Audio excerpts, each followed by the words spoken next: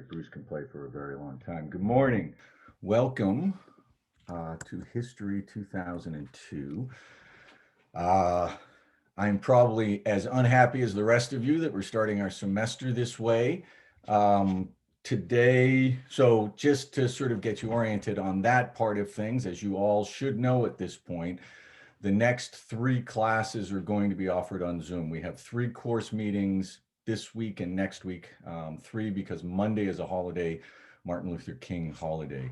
One of the things, though, that I will ask as a protocol on Zoom is that everybody have their camera on as opposed to just their name or a photograph. And my teaching assistant, Ives, will take attendance by seeing you and seeing your picture in your screen on. And so your class attendance is required, obviously. Again, my name is Professor Kip Curtis, and we've got a couple of assignments that you're going to have today. And I just want to make you aware of them. One of them, a number of you have done already. I would like you to take a selfie. I would like you to name it with your first name, last name, .jpeg, and post it on the assignment site. That's there on Carmen, which if you found your way here, you found your way to Carmen. And the assignment will be open until, I believe, 12:30 today. So please get that done right after class. That's so I can create a Facebook of all of you guys with your pictures and your names, and I can learn your names very quickly. And that's just a handy tool for me, and that's what I use that for. But it's a graded assignment, and it counts towards your participation. So please get that done. The other is, and this will be the protocol while we're doing this course this semester, is at the end of the course, there will be a lecture quiz. And the lecture quiz has a kind of two-part function. One, it serves as a kind of fallback attendance, right? So you finish the lecture, you take the quiz. While you're on Zoom, we know that you were participating in all of this. The second is it kind of pushes you back to thinking about the larger issues that are framing the lectures themselves. And that's a really important process in your learning in this class. Like, take those quizzes. They should be easy and they should get easier as time goes on, but their function is after an hour and 20 minutes of a whole lot of details. And I can guarantee you, these lectures are chock full of details and information. You'll have an architecture with which to interpret that information. And that's sort of the purpose of that. Today, we're going to do an introductory and really just sort of two parts that we're going to cover today. One of them is that I'm going to spend a whole lot of time explaining to you the architecture of this course, how I've designed it, how the lectures are designed and how they're going to flow, what your assignments are going to be, when they're going to be due. And through all of that, I am more than happy to answer any questions. Feel free to either put a hand up, and I'm not sure if that signals me or not, but also feel free to write into the chat as well if you have any question at all, or if I rushed over something you didn't quite hear. The syllabus, I can't speak this morning. The syllabus itself is downloadable from the Carmen site. Now you ought to be able to get it from the assignment page for today. And I think it is only available on the assignment page for today. It's not accessible through the file, so you need to go in through today to get that. And that includes some descriptions of the exam structures, exactly what's going to be on them. And it's another sort of map of the course itself. Most importantly, our campus provides me with a 3-page sort of really important student resources. And that's on the tail end of that syllabus. And you'll want to have that. That's for everything from, you need to talk to someone because school's going lousy, or you need help trying to write an essay, or you want to find the student clubs, et cetera. All that material is there. And so utilize that and use that as you get into your being a student in this weird COVID time. This spring of 2021. All right, so first let's look at the course itself. This multicolored, this comes out of the Excel file. It's also available on your Carmen site. This is the course, and so you understand, the course is entirely comprised of lectures. My assumption in putting together this class is that you took a US history course in high school and you know the story, that you understand the basic trajectory of the United States history from around the middle of the 19th century, right before and during the Civil War, right up to the present. Not every detail. I wouldn't expect any of you to be able to sit down and do a rigorous exam on it, but you know the trajectory, and that's the assumption. And so I've crafted a number of 24 in all lectures that walk us back through this time period, focusing in on some critical themes or interpretive themes. So this is a US history survey course that's got a number of intentional interpretive lenses. This image shows you that whole course, okay? So each color, blue, green, I guess that's orange, pink, green, red, represents distinct units. And the units are thought of as these sort of cohesive, complete areas of study where you will hear 4 distinct lectures around the theme of that unit, 4 distinct lectures around 4 different themes, right? So each one of those 4 bars in this document represents a lecture. And the length of that bar tells you what time period that lecture began in and what time period it ended in.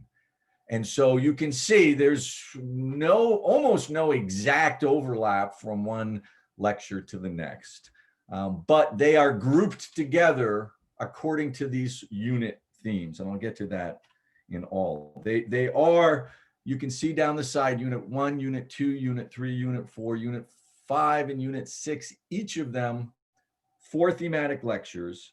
The first is titled Launching the Modern, and we're going to look in that period of time at the beginning of what modern America, how it got started. I'll define modern for you at the end of this lecture. Unit 2 will then have 4 lectures that look at how those modern components advanced and created some new patterns. Unit 3 will look at how those patterns were disrupted again with the growth and expansion of the United States, particularly into the 20th century. Unit 4 will really look closely at the Great Depression and World War II as a critical inflection point in the middle of the 20th century that just set the world and established the world that we live in. Unit 5, Superabundance, will look at the patterns of what really was a material abundance unprecedented in human history that followed World War II and led right up to the present.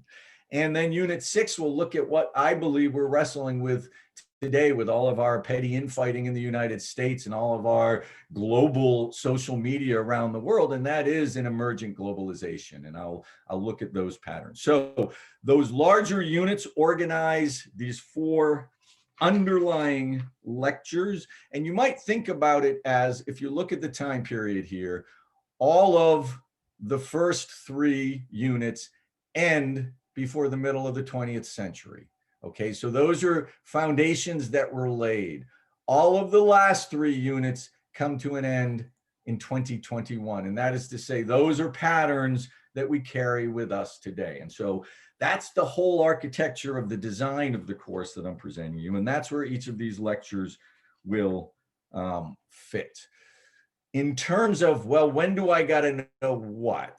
Like I said, at the end of every single lecture, there will be a lecture quiz, which will have about an hour and a half to complete.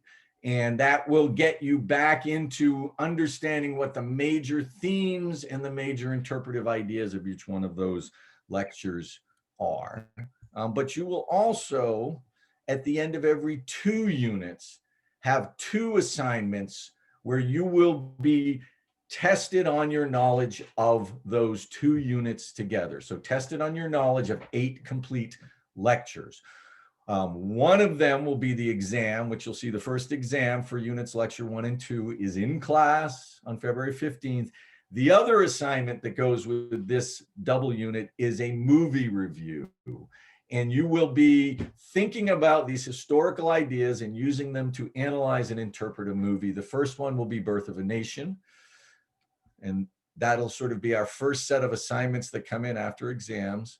The second come in the middle end of March, and that's exam 2 on March 22nd, and a second movie review due on March 19th. And again, that'll be an essay asking you to use the material from these in-class lectures to interpret. In this case, it'll be Stanley Kubrick's Dr. Strangelove, or How I Learned to Stop Worrying and Love the Bomb. And the third will be in class on April 21st, right at the end of the semester. And your movie review this time will be due after the exam. And this will be a review of Hidden Figures, which is a recent movie about the African-American women scientists who helped the space program get off the ground. 6 assignments through the course itself, and 1 final exam. And the final in-class exam is comprehensive. So we go back to these 24 lectures, and you will be expected to understand, I would say, the essential architecture of this course. What am I arguing about these different units?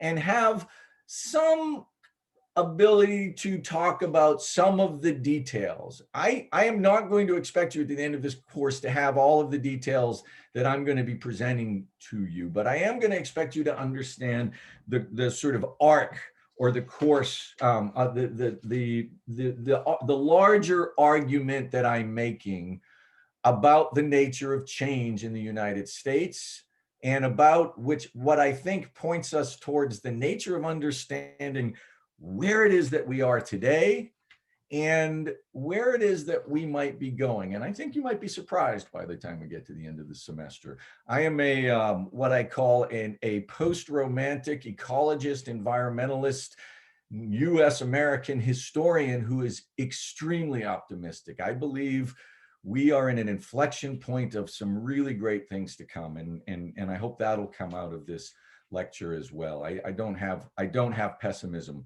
about the present, but a whole lot of optimism, and mostly because I work with people your age all of the time, and you guys are an inspirational generation. Okay, so there's the course. Any questions on any of that at this point? And please feel free to use the chat box if you have any. And I'm going to just give a beat here for that.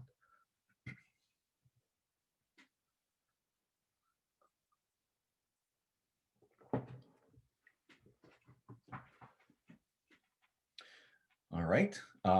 Certainly feel free to email myself or Ives if you do have questions, and his email is available in the welcome announcement on the Carmen page, and mine is connected with my faculty page, which is also linked to that Carmen website page.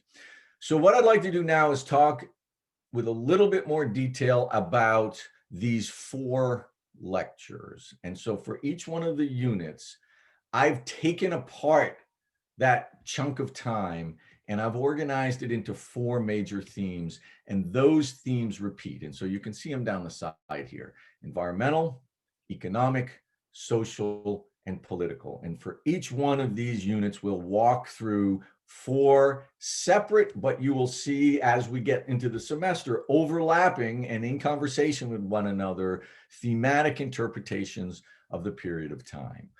The first is the environment theme. And so when we're talking in the environment lectures, you want to be aware, and so this is important architecture because this will help you understand the details that will come at you in each one of these lectures. We will be talking about really four distinct things with the environment. One is that the actual physical space. And so we'll talk about this map on Wednesday. But, you know, where was the United States in space? Like, what did it own in terms of land? And what did it mean to add land? And what was that land itself, right? So the space. And then another layer is the natural resources, like the material that was in that land, whether it's timber or it's good soil for farming, or it's good grass for grazing, or it's minerals for mining. Where were these things? Where do they exist, and how were we able to exploit them? The third is kind of climate and ecology, you might call it. You know, what is the weather, which makes a huge difference in terms of any kind of thing you want to do, and what were the ecosystems in which Americans were settling and creating their businesses, their farms, their industries, etc. And so those first three you might think about as the material existence of nature, right? The space, the stuff that's in it, and the way in which nature shapes that space. But the last, and some historians argue it's the most important part of the environment theme, and that's the ideas that people had about this geography, about these natural resources, about these ecological conditions. How did people think about it? How did they imagine it? And then what did that imagination cause them to do? So for example, if you looked at the Great Plains as this great waste space, the thing you need to do with it is develop it, right? So ideas about nature impact the way in which Americans in particular interact with this physical space. The second theme and the second lecture in each one of the units is going to focus on economics. And by that, I mean production, consumption, like what are we doing in the economy? What does it look like? And we'll ask there again 4 distinct questions. Where do we see changes in the scale or the kinds or the focus of economic activities and economic institutions? And through this whole period of time, there's been several punctuated changes around those questions. And that's what I want to focus on each one of these 4. What happened? How did it change? What was different? What were the impacts? What did it mean for our economy, et cetera? The second theme is the quality of economic life itself. Is it growing? And so I don't mean what is the experience for an individual. I mean, what was happening to the American economy? Was it growing? Was it staying in place? Was it contracting? Was it distributing things well? Was it distributing things in an unequal way? What did this economy look like in its structure? The third, and this is the most important economic question in American politics, it haunts us because we have widely diverse values about this, and we wrestle with it every election, and that is how much should the state participate in economic activities and in what ways? So state participation and influence in the economy itself will be one of the big questions. And then finally, back to that ideological component, what do we think about the economy and its relationship to American life? And so, the economy that I remember thinking about in the 1970s was not the same economy and imagination of an American economy in the 1990s, and it's completely different again today. And so we'll look at all 4 of those layers, both the material and the ideological, and try to understand what this engine of wealth building and difference making the American economy has been since it began modernizing in the middle 19th century. The third theme are your social questions. And so there'll be a whole lecture in each one of the units where we'll ask questions about what we call the race, class, gender, social question lens. And so they are questions, again, 4 of them. Again, how have differences in social identity emerged out of these economic changes, out of geographical changes, out of political changes, right? What's different? And if you were to be able to time travel yourself back to 1850 and put yourself in the mind of someone who thought about the social hierarchies, you would be shocked and appalled by the things you believed compared to the way in which we think about things today. And so there's been a tremendous modernization of social distinctions in this period, and we'll track that. And in particular, we'll follow the fortunes of indigenous people, Native Americans, African Americans, formerly enslaved peoples, and women. And those are kind of the largest. And then as we get into the late 19th century, labor as well as sort of working class. But the working class is a difficult distinction because it's got gender and race pulling it apart in all sorts of ways. And so we'll look at that, though, and we'll look at the ways in which those identities and distinctions emerged. We will ask questions about those different identities, about the quality of life and experiences for people. What is it like to be a freedman in Georgia in 1867? Right? What is it like to be an Irish laborer in Ohio or a German laborer in Ohio in 1912? Right? Third thing we'll be asking about is race and racism. And it's this sort of special category of concern in the United States. We have, if any of you have kind of gone global with your social networks, you'll know that people in Europe and people in Africa and people in Asia have very different relationships to race than people in the United States. We have a very special category. It's because race was embedded in our labor structure and we held on to it. And it's because more than any other nation, we institutionalized and embodied a completely unconscious white supremacy into much of what we did until World War II. And we're still unpacking that. And it's nobody's fault, but it's all of our responsibilities. One, to think carefully about it and understand it in a really robust way. And two, to help all of us move forward in a much healthy way around it. And so we will continually touch on that theme in these lectures. And then finally, we'll ask, as we kind of move into the present, if there exists for us today a kind of hierarchy of injustices that still need to be addressed, or if we've addressed and we're kind of in a good place. Does it still exist? Are there things that need? And I think in particular about the recent statements by land-grant universities to acknowledge the land that made them possible having been taken from Native Americans as a kind of acknowledgement statement to begin with, moving towards what looks like maybe some kind of reconciliation on all of that. So where are those things? Where did they emerge? How might we deal with them? How might we move them forward? And then the fourth of the lectures in each one of these units is the political. And so really, we're going to be looking at national politics almost exclusively, though we'll look at some of the ways in which they're influenced by some local events. We will look very closely at the fortunes of political parties. So the Republican Party came into existence in the period of time that we're looking at. Democratic Party is a little bit older, but we'll look at political parties and political figures and the ways in which those ideology played out through political elections and the kind of power of Congress and the presidency. And through that lens, we'll ask about the general political conditions. Are people feeling satisfied? Is there a consensus? People are happy? Is it the 1950s, 60s? Is it the 80s and 90s and divisiveness? Is it the 1890s and the nation's being torn apart by multiple parties? What's happening in any one of these periods of time? Second, we'll look at policies, like what are some of the key critical policies that came from the federal government and how are they being promoted and how are they being challenged? And we will look at these kind of thinking about the first three lectures. Do these policies reflect the geographical natural system changes? Do they reflect the economic changes? And do they reflect the social changes, right?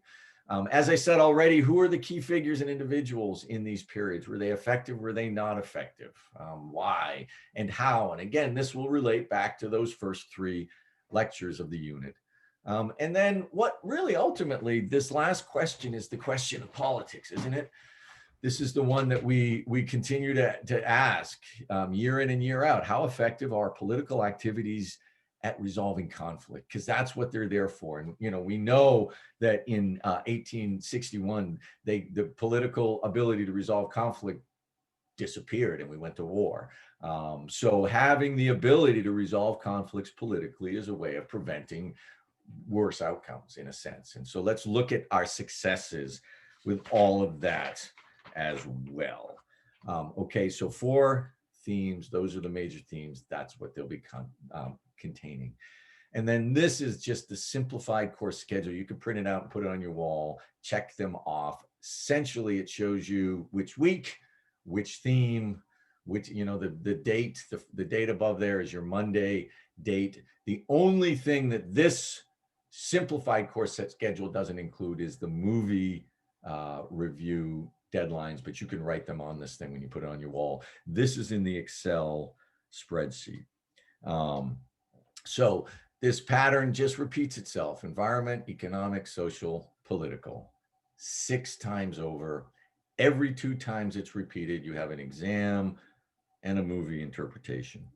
I have linked onto your syllabus. So for those of you who are like, I took US history when I was a sophomore and I don't know if I remember everything, I have linked a free textbook, and the chapters in there are sufficient to provide you any foundation if you're uncertain about some of the underlying chronology of what's happening in these interpretations, and certainly feel free to use that. I chose that and these lectures over assigning textbooks, which are, you know, hundreds of dollars at this point. And often I've found over the years, most of what students in my lecture courses remember on the exams are the things I talk about, as opposed to the things they read in these really dry textbooks.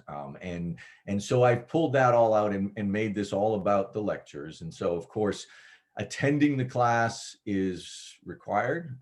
That's part of your assignment. It's part of what you get credit for, and it's going to make you a better learner in this class. Now, we all have instances where things come up and we can't make class.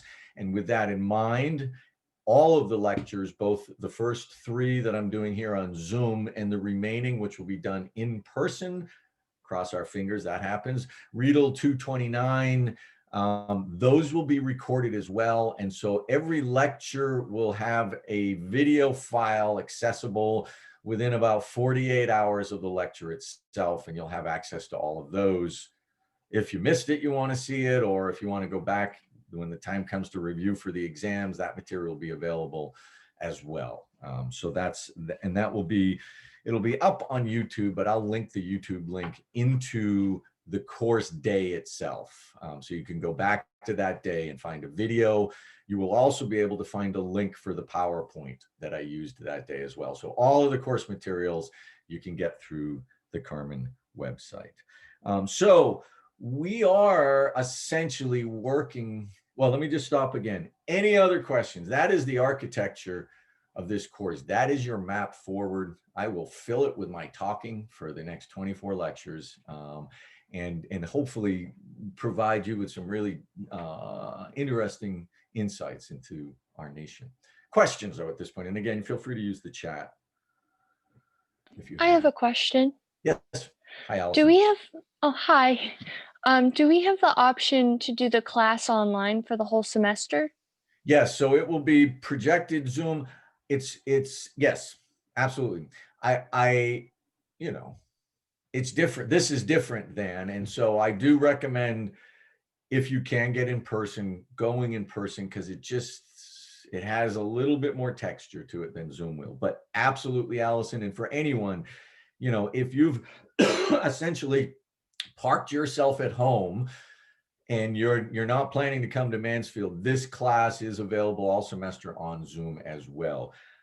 I don't know how I'm going to do the exams just yet, if in fact you're doing that. So please do me this favor. Let me and Ives know if that is your situation.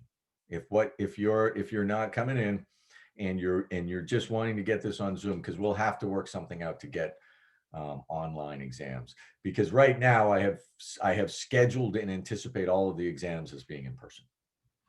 So let me know. Great question though, Allison. Other questions, folks?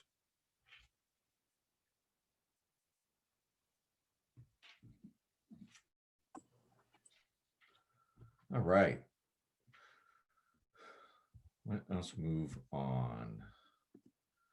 So we're working to understand the development of a modern United States this semester, right? And so there's some things that are just like a given. So one of the things that we're looking at here is one of the givens, and that is that the United States, this is an ecosystem map of the United States. Dark green and light green are forest, brown is cropland and grazing land, and as it gets into that gray, desert, but the dark brown is your cropland. The darkest green is your forests. We are comprised of a really heterogeneous, complex set of different ecosystems and different climates. Forests, plains, mountains, seashores, each different from the next. Some of them are hot, some of them are cold, some of them are dry, some of them are well watered. And those differences cannot be changed. Those are some foundational elements of what make up the physical part of the nation and the underlying part of the nation. And they're what they are. And so we don't want to think about those as determining what happens, but we do want to think about those as setting some constraints on what can happen. So, you really can't farm corn in the mountains of Colorado, right? And you can't really don't want to be grazing cattle on the rich farmland of Ohio because it's better for agriculture, right? So each one of these qualities gives some shape to the texture of specific places and together gives some shape to the United States. And it's heterogeneous as all get out.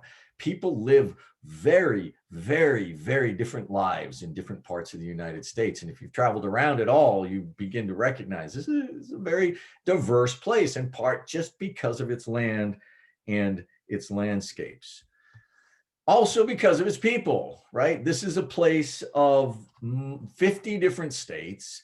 And then within those states, multiple different regions. And then among the states, multiple different regions. So we're in the upper Midwest. And while we refer to as the state to the north, Ohioans and Indianans and Michigans have a whole lot, Michiganians have a whole lot in common because of where they live and the history of their place. The South, which is a completely different climate and landscape and history, because until 160, 75 years ago, it was a slave plantation economy. And it is still sort of working out how you become something not that in this place. The West Coast, right? This is in these interesting ways over my lifetime, the West Coast has become what we call the left coast. Like liberals and lefties have migrated in mass to this whole region. And these states have got a particular kind of politics and texture, and they're on the coast, but they have mountains. We've got New England, which is my home place, why I love the Patriots and why I love the Red Sox, right? I grew up in a space very different than the rest of the United States. Florida, and so I lived in Florida. I will say Florida is its own place. Florida man is a real thing. He lived next door to me. He does exist. And so and then we don't even have on this map Alaska and Hawaii, right? So all these different states and regions and regionalizations and ideas in those regions about what the heck this place is. We inherited this. You and I had nothing to do with this, although now as participants, we get to kind of ride these tides and float these rivers and be a participant in it. But this was given too. And this is part of the kind of underlying diversity that's what we inherit. This is a land of multiple occupations, different forms of labor and work. We got forestry, we got fisheries, we got mines, we got fields, we've got farmers, we got manufacturers. And these days we've got service workers and we've got professional workers and we got people driving around in their car delivering food and gig labor or showing up as a handyman. We've got all these different forms of labor, some of which emerged out of the actual physical space. That's what we're looking at here, where certain things could only happen in certain places. And more recently, emerging out of new complex economies of things and social media and spaces that were never even imagined when the United States was started. We have many different forms of production as well. We've got mass production, we've got small labor, we've got maker spaces these days where people are inventing robots. We've got this arena of digital production and online worlds that are emerging. And we still have these older manufacturers. We're still wearing clothing and living in worlds where a lot of the labor is this sort of mass production, machine-based labor that's producing most of our goods. We come from a nation with some radically diverse personal stories. And this is kind of where our social history will emerge. Different backgrounds in the United States itself. There's a whole population of people whose ancestors owned other people. There's a whole population of people who are the ancestors of sometimes just those other people who were owned and sometimes a mix of those other people who owned. And it's a complicated story, many different kinds of personal stories, many different kinds of backgrounds, many different kinds of histories. And one of the moves in this modern world is to not only acknowledge and respect those differences, but to be aware of them and not to think that your experience is the only experience, but to recognize different personal stories and to respect them as well. Some people came over in chains. Some people came over to look for more labor, some people's ancestors. And, now here we are all together in the 21st century, 2021, trying to figure out what to do, where to go, who we are. We have, over this course of time, experienced many different political outcomes as well. And this is something we often forget. I think every election cycle, since I've been aware, one side has said, this is the last one. If we don't win this, it's all over. And the other side has said, if the other side wins, it's all over. We're never going to survive this horrible, horrible set of circumstances that the other party is besetting us. In reality, both parties have both changed their ideology multiple times over 150 years, but both parties have been wildly successful at different times as well. And neither success of either party or either set of ideas has ever destroyed America. We continue to chug on and fight over values. And we often fight over them in this extremely elevated rhetoric of, and right now we're in a moment like that. But the outcomes, they've been different and they've always been towards the better good of the United States, every single time. And that's one thing that I think is true about the parties.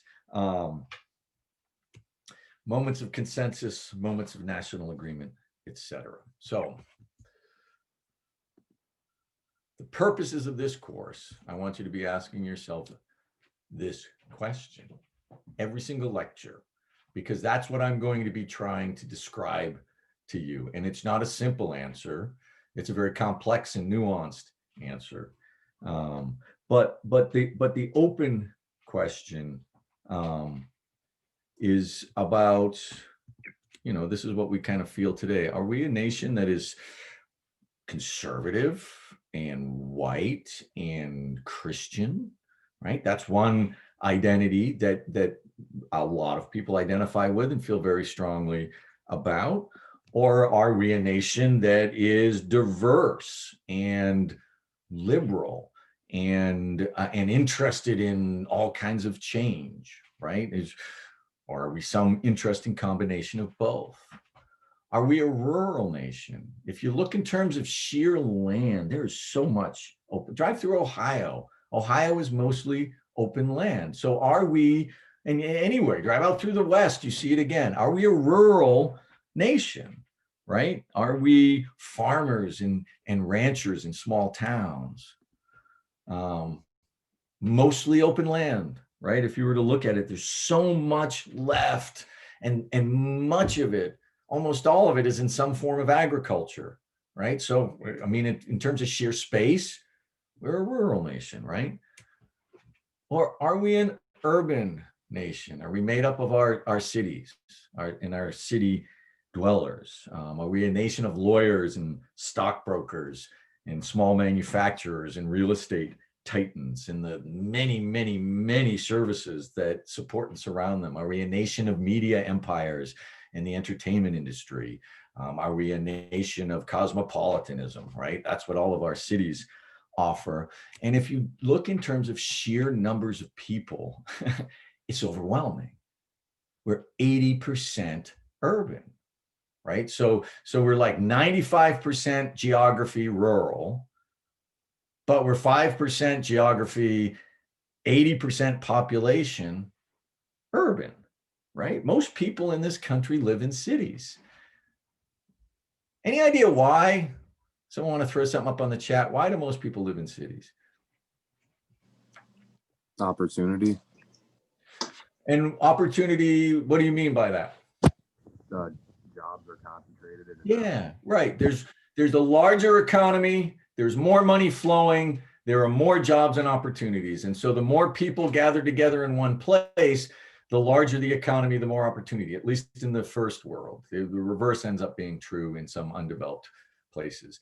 So we also see, and you've probably all experienced it, the bleed of talent from the rural places to these urban places, right? Someone wants to become a famous newscaster, you know, they're probably not going to stay in Mansfield. They're probably going to want to go to Cleveland so they can get to New York, or Chicago so they get to LA, right? They're moving to these urban places. But which are we? What we see right now in our country is that the party lines are almost cleanly along this division between rural people and urban people.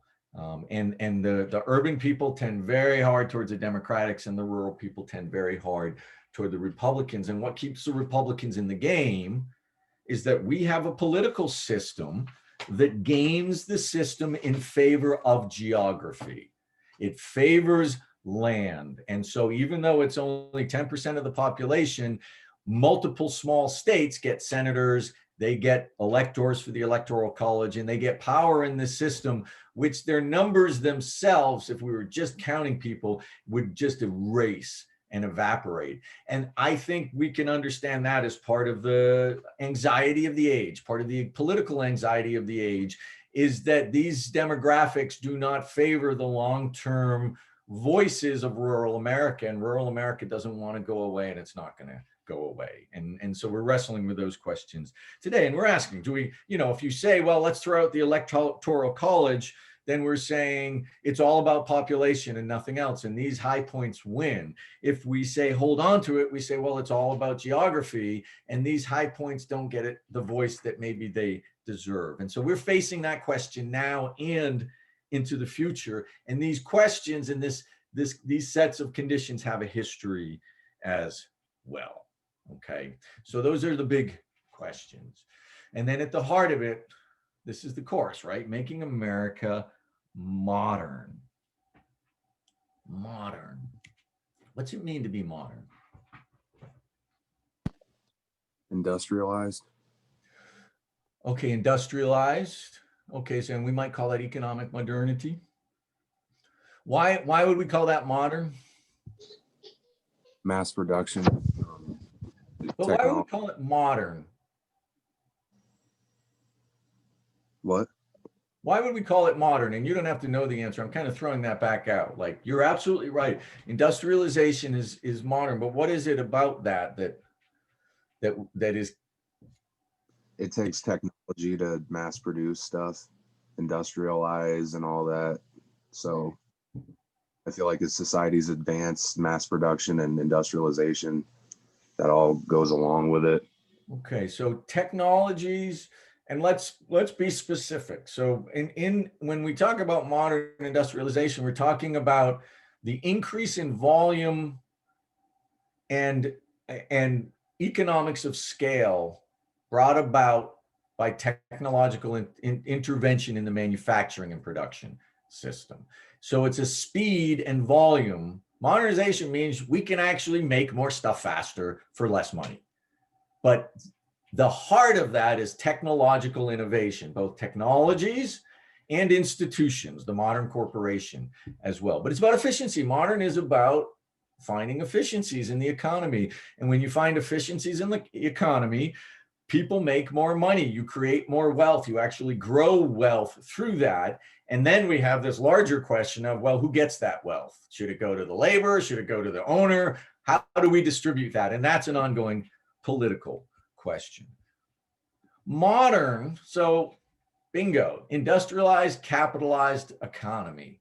To be modern, you have an economic modernism, and it's not just capitalism. So whatever you want to call what the Soviet Union did from 1918 to 1989 also includes an industrialization and all of the forms of modernism that we're talking about, but a different approach to it. It was a state-run approach to it, but it was still economically modern, right?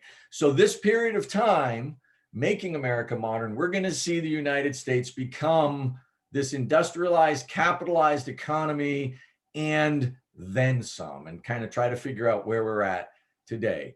To be modern is political modernization as well. And this is where we're talking about greater inclusion, like moving from a feudal system that says the king is appointed by God and is the same as God himself, and everyone else is lower than, to a system where we include first, way back when, all the property owning men, and here in the United States, this growing inclusion of non-property owning men, which is what the Democratic Party did, white men, free white men, to African Americans given and then taken away and then given back, and then women as well.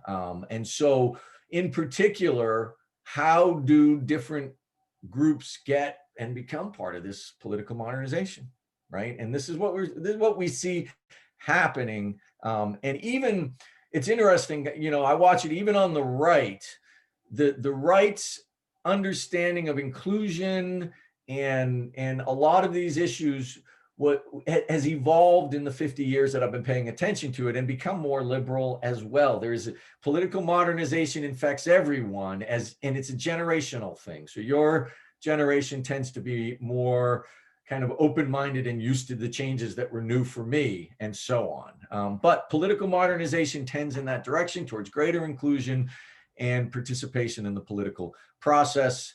State modernization, this is our United States of America, and what we see is what the conservatives call big government growing, starting with the Civil War and never looking back. The United States administrative structure and its desire to manage its own lands and then to manage its own economy for the betterment of its own people has simply expanded. And so there is an administrative state that has gotten larger and larger and larger. And it's one of our big political arguments. The United States is probably the least comfortable modern nation with that set of affairs than any modern nation. Most other modern nations are very comfortable with the fact that there needs to be an administrative state.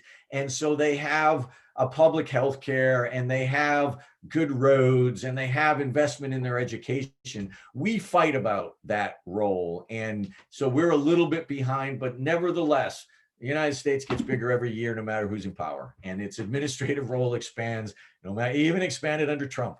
And so the thing we're going to study is how that kind of grew out to have this administrative role in economic life and political life and social life, and even in cultural life today, right? So that state modernization process. Technological modernization is going to underlie this. And by this, I mean a materials modernization. And I am, by training in my first book, a mining historian. I'm really interested in metals and the way in which we found and use and utilize and do all kinds of stuff with metals. What we see in the 20th century is this vast, diverse set of metals and mineral materials that became a part of our material culture and then a part of our very infrastructure and identity. And it's all premised on the ability to get these materials and to manipulate these materials and to build new things with these materials. And we've been hard at it since the early 20th century. And we're all living with the fruits of that labor, right? This smartphone has got more computing capacity than the Apollo 13, Apollo 14, no, which one went to the moon? Apollo 11, which went to the moon. More computing than that whole, than everything in that. That's because this underlying material modernization has allowed us to just do and manipulate and make new stuff at a rapid pace, almost faster than we can keep up with. And then the final is this cultural modernism. And again, you might recognize this is one of the tensions of the age, right? Increasingly, cultural modernism is heterogeneous in its outlook. It accepts a secular set of values. It accepts all religions in a sense, although there is a sense in the United States that it accepts all religions except for Christianity. But I don't believe that's true, but it does give that message a little bit. But this increasing acceptance of secular values as well, and the understanding that one does not have to be a devout member of a faith in order to be taken seriously as a human being. And this is this expanded humanism and expanded faith in the human ability to discern right and wrong and do things. And I think if we look at the evidence of the last 150 years, human abilities are outrageous. Our ability to constrain ourselves still continues to be a question, but we've done pretty good since World War II, and we hope we can keep that up. But this culture is, as I said, more heterogeneous in understanding. So even we see it in the Catholic Pope today, who doesn't say Catholicism is the only thing. He says we have to welcome all faiths because all faiths are aiming towards the same God. That's culturally modern Catholicism.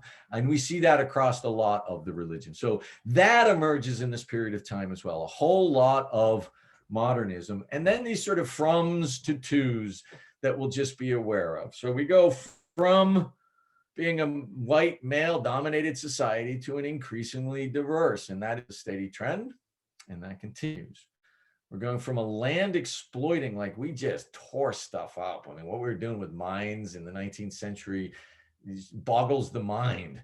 But we stopped, and we've become a land conservation and a land preserving nation. And we've in fact become a nation of sustainability, if the research projects all over my university are any indication. We started this period as a rural nation in terms of demographics. We ended 80% urban. That has been a rough transition. The pivot point was about 1920 when we got 50-50, and we've never looked back.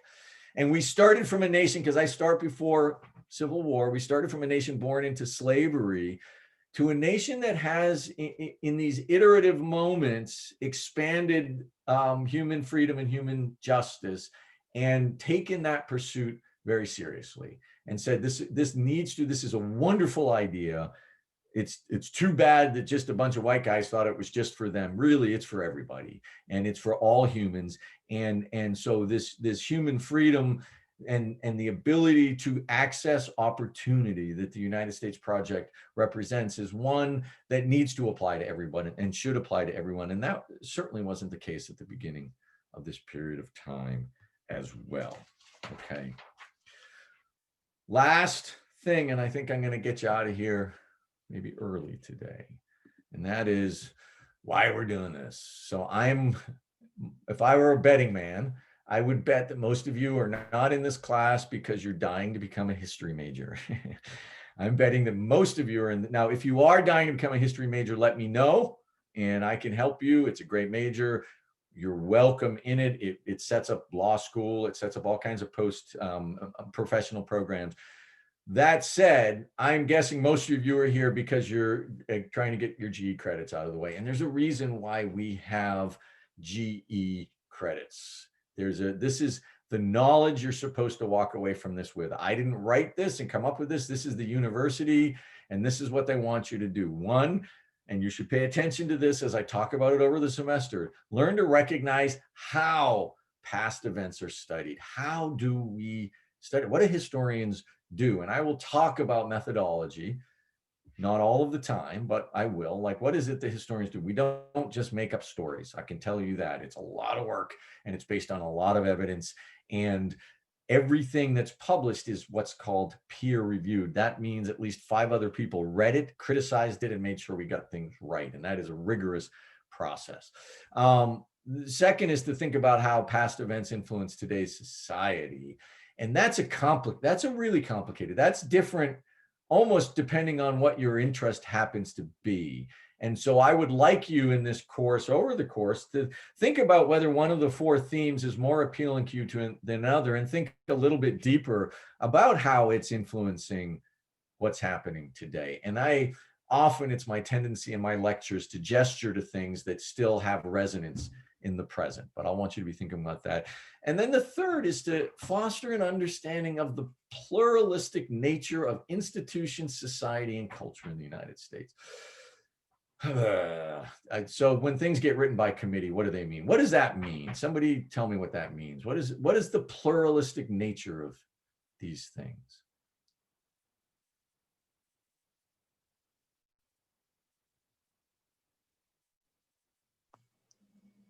You mean like that? I'm not sure what you're asking. What this means. So if I'm going to foster an understanding of the pluralistic nature, what does pluralistic nature mean? And that's the problem, is it's a complicated set of nouns and adjectives that I'm not sure are clear. Does it mean like it can be taken different ways? partly, yeah. So plural means what? A plural noun. Many. Yeah. No, that's, yeah, I'm sorry. I'm having a brain fart. That's not right. I have no Yeah, idea. no. It means so plural is many. So pluralistic, Oh, the pluralistic nature of institution, society, and culture. I've already gestured to this, and this is to say there are many different paths inside of these institutions. So all of our, so, and let me give you one example. There is a very popular term people like to use when they're arguing about politics, and it is the government. The government. In reality, there is no the government.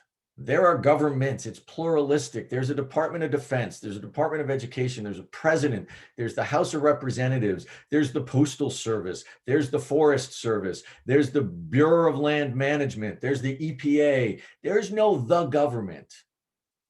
It's pluralistic and there are multiple faces to it and they have multiple realities. Same thing with society, right? Ohio is a lot like Texas. People stay.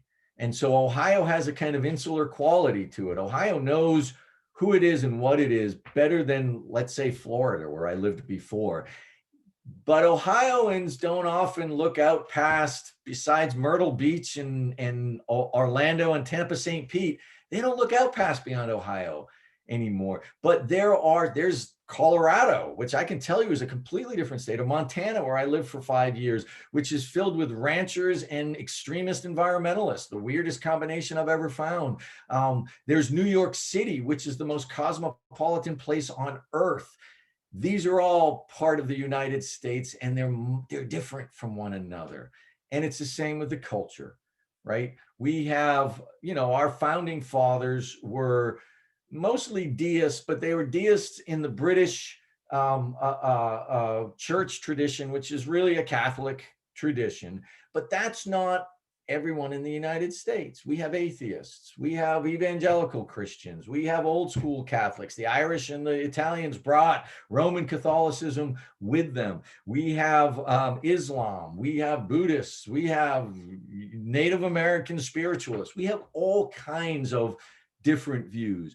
And so part of the purpose of this class is to help you understand that that's a given here. And that the better you understand that your position is but one of many, the more receptive you are to solving political problems that need to be solved.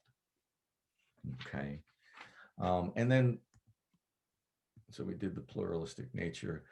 Ultimately, I'm here for you, right? I'm doing this and you're put in this GE course because those of us in higher education believes it provides you with a really solid foundation of understanding, a knowledge of your place, a knowledge of your sort of citizenship, and because of the reading, writing, and thinking, a set of analytical and productive skills that are going to make you successful in the long run. This is an opportunity ultimately to deepen your knowledge and to develop your minds. And I've got a couple kids I've got a son who's about to start college next fall, and I've got a daughter who's middle way through her sophomore year.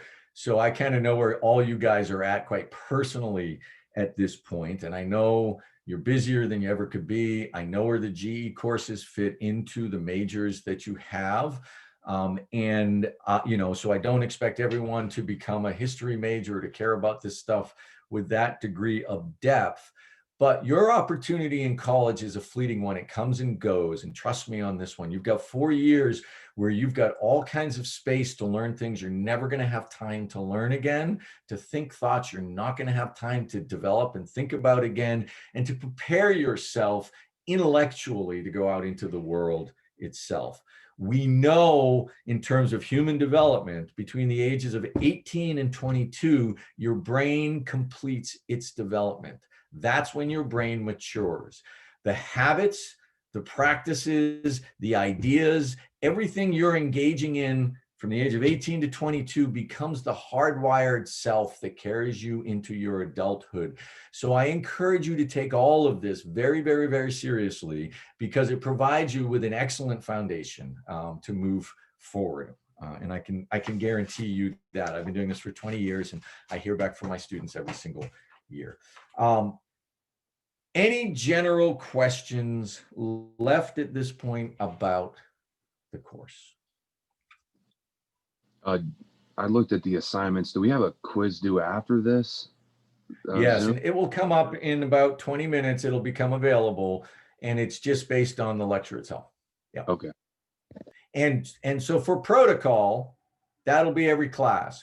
Even when we go to the classroom, there'll be a post-lecture quiz that you'll be taking. Okay. So be looking out for those. They're not all up yet. We're in the process of developing them, but they'll all be there before any class starts. The quiz will be ready at the end. All right. Other questions?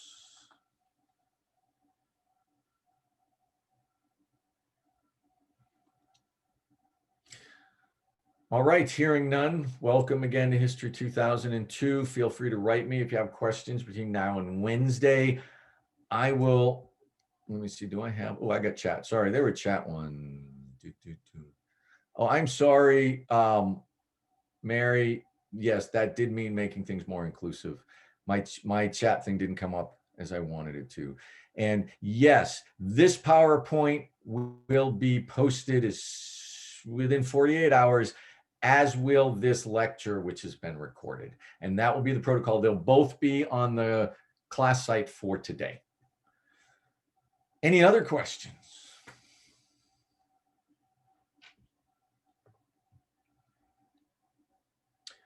And then just like I said, I can't see all of you, but Ives is going to set up his so he can see all of you. And I'd like everyone to have your screen on. I do not mind just speaking. If we get to a point where there are a number of people who want to talk, we're going to have to do something with like a hand raise thing. I'll get that all down for the next time, as well as the chat. Feel free to reach out to us if you have additional questions. Everything you need at this point is up on the Carmen site, and I will see you all at 9:45 on Wednesday. Take care, guys. Take care. Bye. Bye-bye. Have a good day. Have a good day. Thank you so much.